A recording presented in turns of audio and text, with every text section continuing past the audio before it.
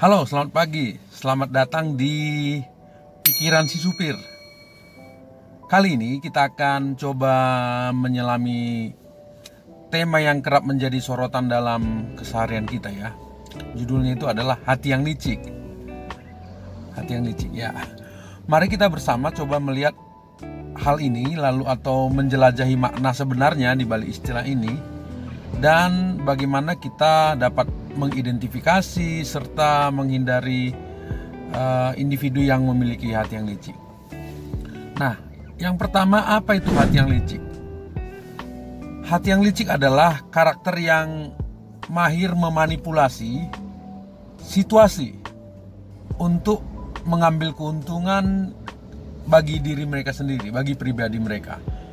Seringkali tanpa memperhitungkan apa dampaknya bagi orang lain.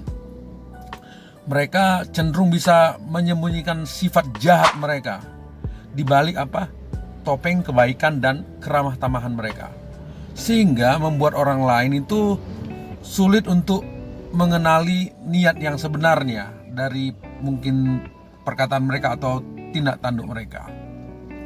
Nah, ciri-ciri hati yang licik ini: berbicara manis.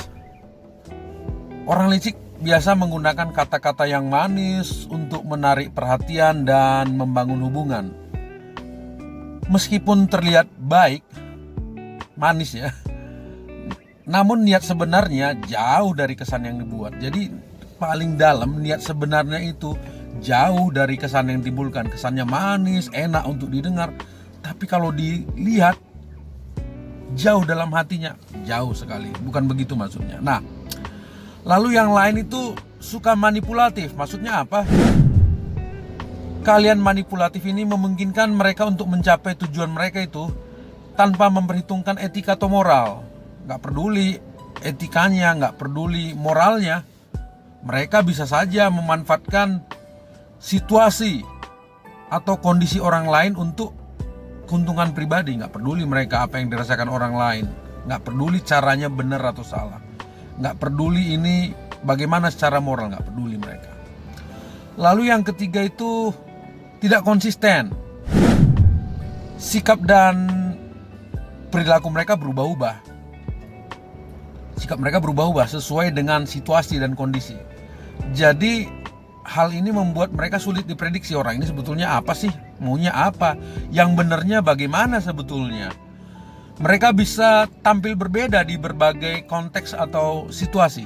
Jadi kalau untuk konteks A begini, nanti di B beda lagi gitu. Ya, nggak konsisten.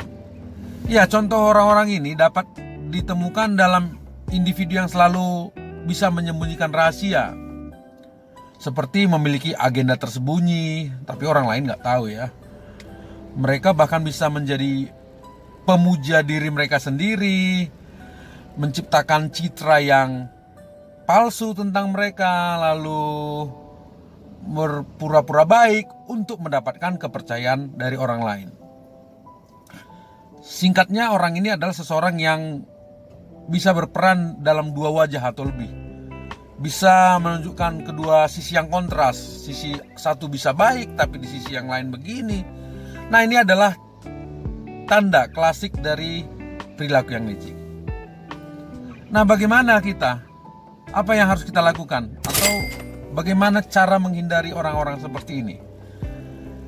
Ya, yang pertama kita harus waspada ya terhadap kata-kata manis mereka. Penting itu untuk tidak terjebak dengan kata-kata manis tanpa melihat tindakan nyatanya. Jadi kita harus mengobservasi kritis atas perilaku sehari-hari. Jadi kita lihat ini orang ini konsisten gak nih ya, gitu. Kita waspada. Lalu yang kedua, ya seperti yang sedikit saya singgung tadi, harus konsisten ya. Kita harus memantau konsistensi perilakunya atau sikapnya. Ini adalah kunci. Kalau dia sering berubah-ubah, nah ini kita perlu waspada nih. Jangan-jangan ada niat tersembunyi di balik tindakan mereka. Lalu yang ketiga yang harus kita lakukan adalah berpikir kritis. Kita harus mengembangkan pola pikir kita supaya kita tetap kritis terhadap tindak tanduk seseorang. Jangan terlalu mudah percaya pada kesan di luar atau pandangan pertama kali, atau apa yang orang ucapkan sepertinya bagus, manis, enak untuk didengar. Jangan terlalu gampang percaya. Dan selalu pertimbangkan niat sebenarnya dari tindakan orang ini. Jadi meningkatkan kecerdasan emosional juga merupakan langkah penting untuk menghindari manipulasi. Kemampuan kita untuk membaca dan memahami emosi, baik punya kita sendiri atau orang lain, itu dapat memperkuat pertahanan kita dari jerat atau taktik licik orang yang kelihatan baik tapi dalamnya belum tentu, ya. Sebagai penutup pemikiran saya pada hari ini, dalam menjalani kehidupan sehari-hari, meningkatkan kecerdasan emosional dan ketajaman sosial. Jadi meningkatkan kecerdasan emosional kita dan ketajaman sosial kita menjadi kunci utama untuk melindungi diri kita dari orang-orang yang licik.